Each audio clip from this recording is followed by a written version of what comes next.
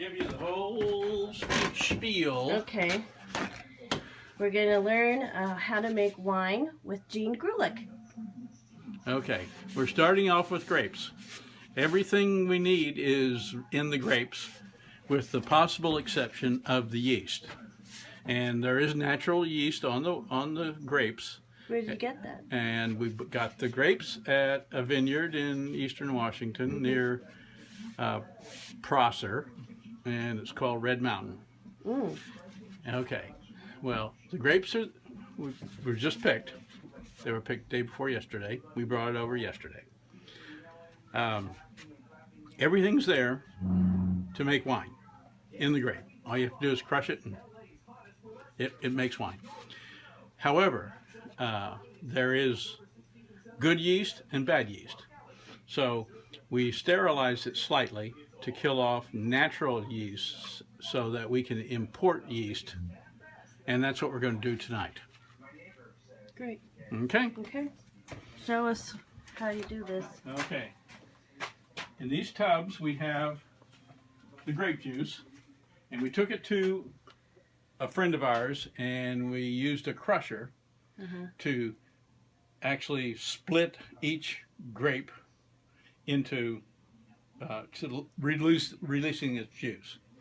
Also, we took things out of the mix, such as stems and branches from the vines themselves.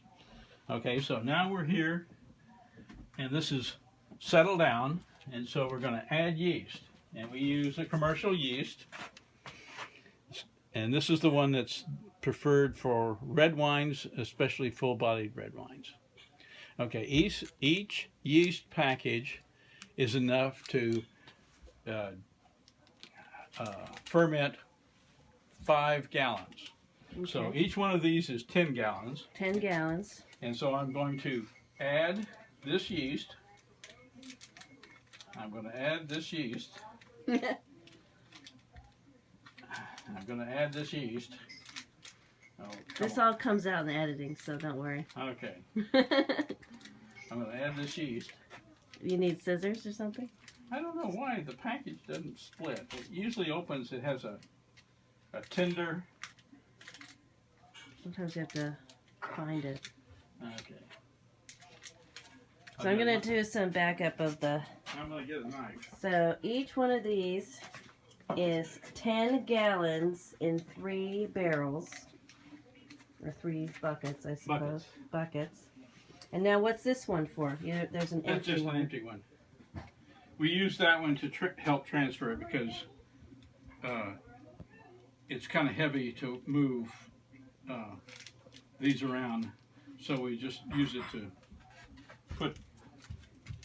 I don't know why this package is so difficult, but it is. Anyway, we're now adding the yeast.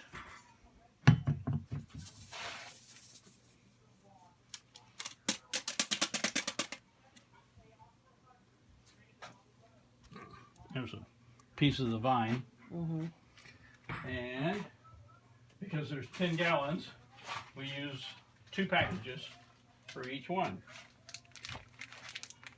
Well, I'll tell you, this guy sold me something that I have to split open each time.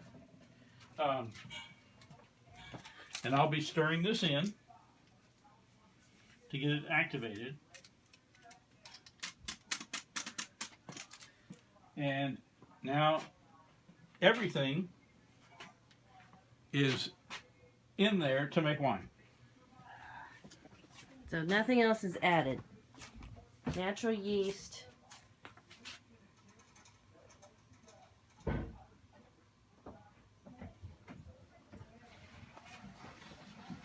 Okay. So now we're going to stir up that yeast to where it becomes mixed with the grapes, the grape juice, the seeds, the skins, everything.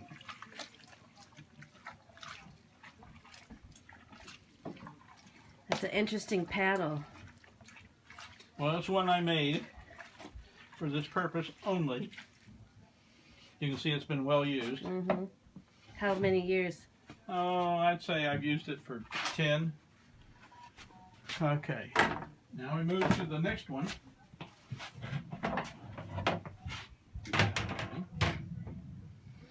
And we add the next yeast to it.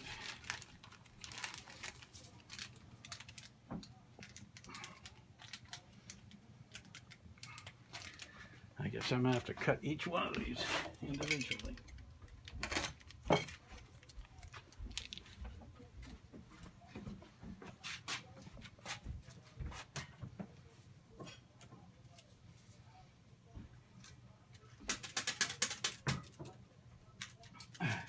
We used sterilant to kill off the old yeast, and then we add yeast.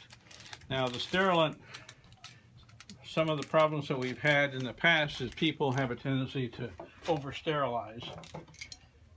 And I try to be as minimal as possible because you can literally kill the yeast before it has a chance to do its job. And what do you use to sterilize it? It's called potassium metabisulfide, and sodium metabisulfide is a substitute, but I like the original potassium just because I think sodium by its own name is a salt and can add a salt taste to it, and I can't taste potassium, so I don't know if potassium Tastes like salt? tastes like salt or what it tastes like. So.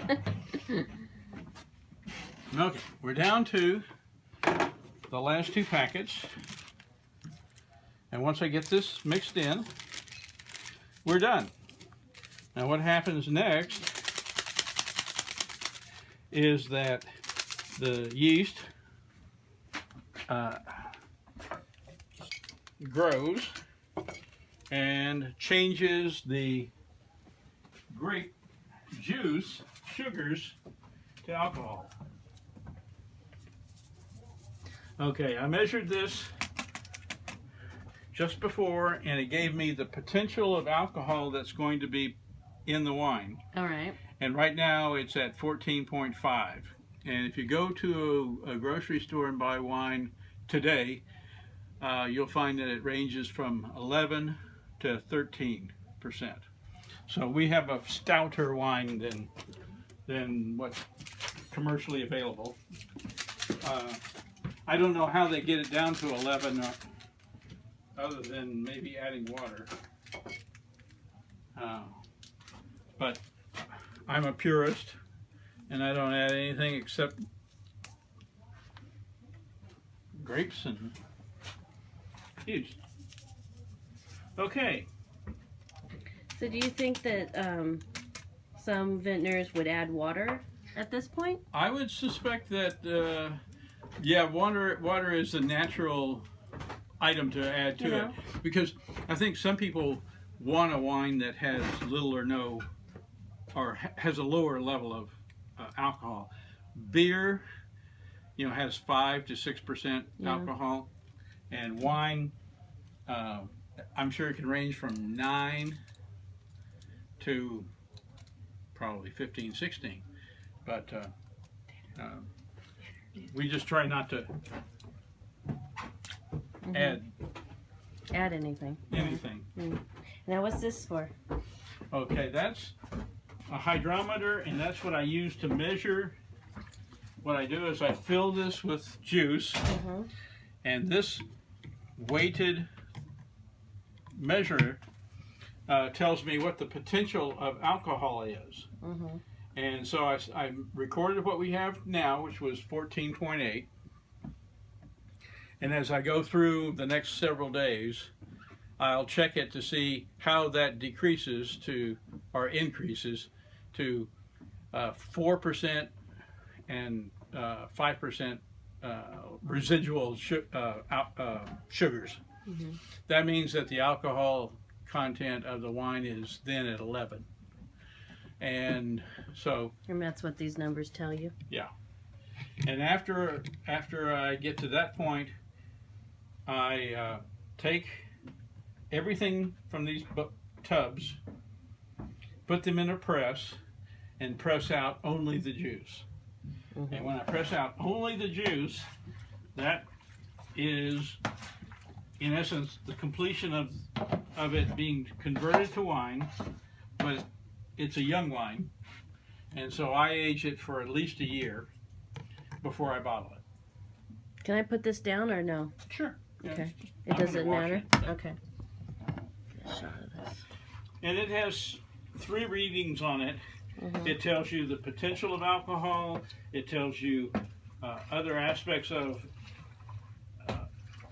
it, but generally, I use it only to determine how quickly this goes from 15% or 14.8% potential alcohol to 4%, which means that it's 11% alcohol.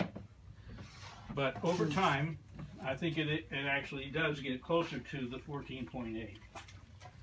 So there we are, done. Stand still and turn your back to me for a second. Just a second.